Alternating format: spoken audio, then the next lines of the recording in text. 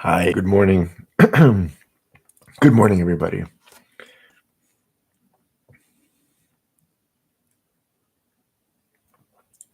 Today is September 12th, and if you have been following, you know what this will mean. I'm on my third day, so this is um, pretty significant for me.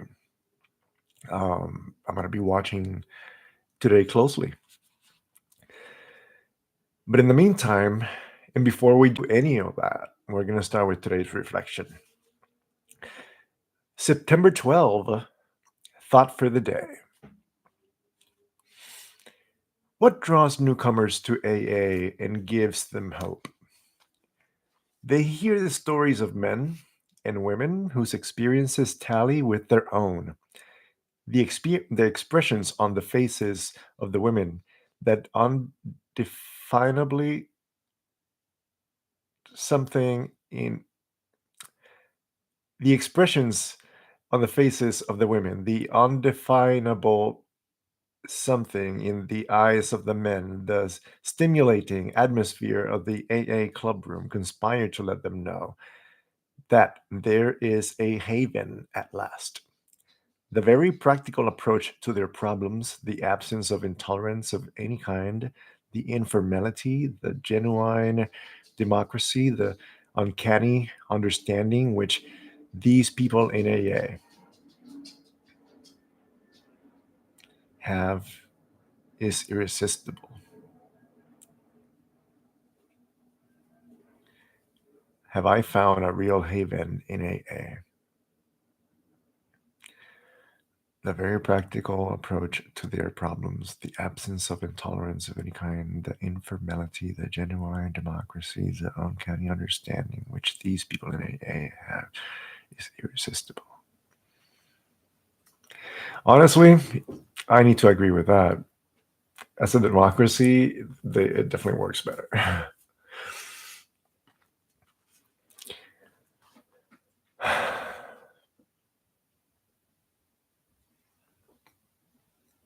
Yes, I have found a real haven in AA and programs like that. I mean, again, I am not part of a program um, currently. I live by the principles of many of the programs that I've been a part of. You know the expression you live and you learn? Well, I learned from every single person and experience and program that I ever set foot on. And I carry them with me. And I do remember feeling that real haven there. It's just that my mind got in the way many times. I've shared about just real difficult experiences growing up. Uh, that have to do with like gay men and whatnot. And, um, just keep it broad and general. So I saw myself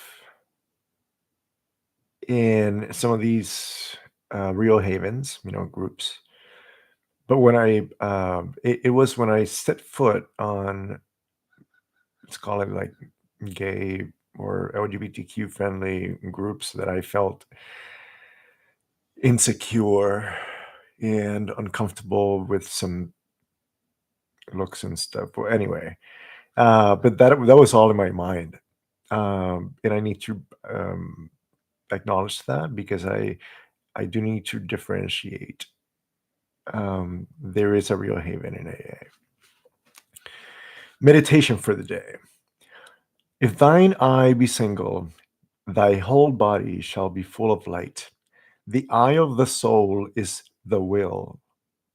If your will is to do the will of God, to serve Him with your life, to serve Him by helping others, then truly shall your whole body be full of light.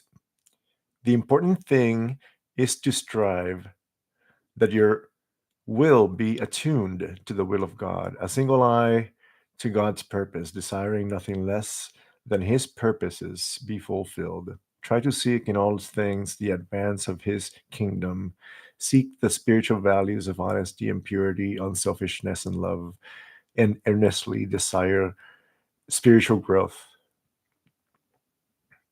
Then your life will emerge from the darkness of futility into the light of victory. Prayer for the day. I pray that my eye may be single. I pray that my life may be lived in the light of the best that I know.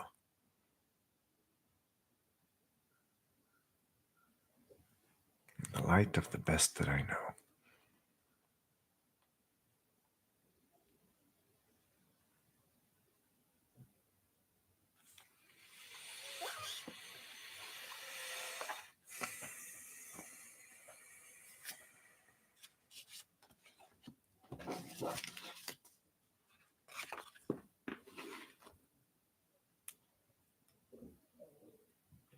There is something in my mind.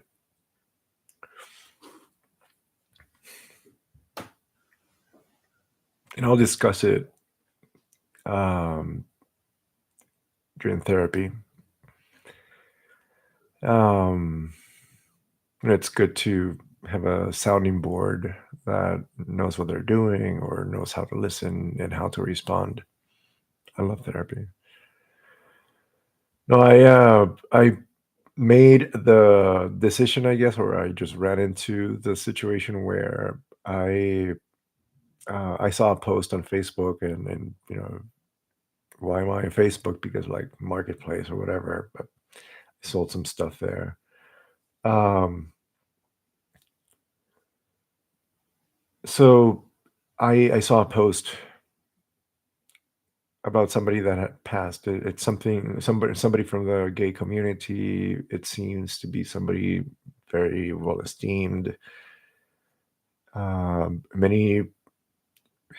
Many outpours of love, much beautiful memories posted, and it seemed like it came out of nowhere. Uh, People are surprised, and I'm surprised as well. Not as much as they are seemingly. I do recognize this person, and we were like Facebook friends or whatever. Um, so it's like, wow, okay, when did this happen? Apparently, it happened like in the past couple of days. Everybody's real tender still, and still shocked. I bring it up because it's pulling me down a little bit. I want to name that. It's one of my tools, mental health tools, naming the feeling. Sometimes when you name or identify the things that are bothering you, some suddenly or softly or little by little, they start becoming less of a monster and they affect you less. So it's good for me to identify the fact that I'm feeling like this so it doesn't consume me. But these things, whenever someone passes, someone close to my age, someone gone so suddenly, so soon, it makes me think of many things. Of course, I think of ramming, uh, my late person. I lost somebody many years ago. We were contemporaries. So yeah, to see someone the same age as I am gone makes you think about your own existence. He was so loved. The outpour of love is beautiful and genuine.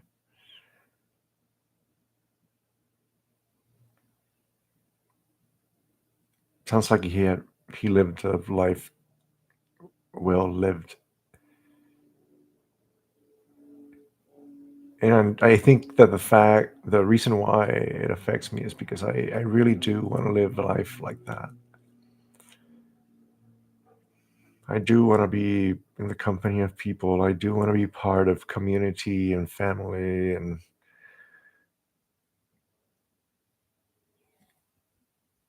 I'm not going to say that I can't, because I can. I just don't know how to.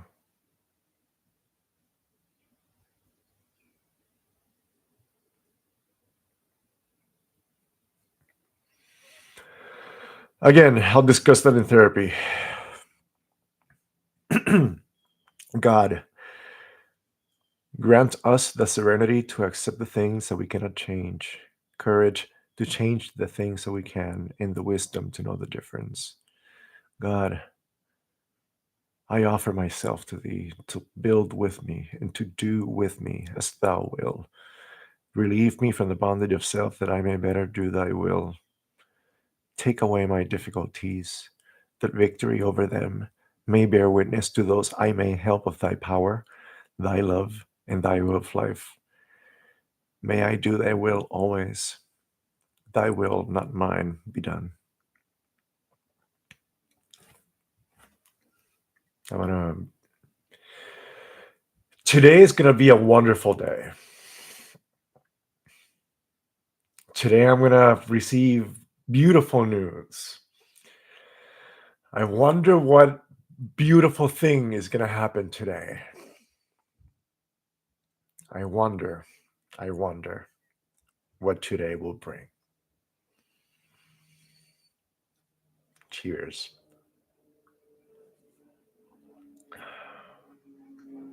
Let's have a good one.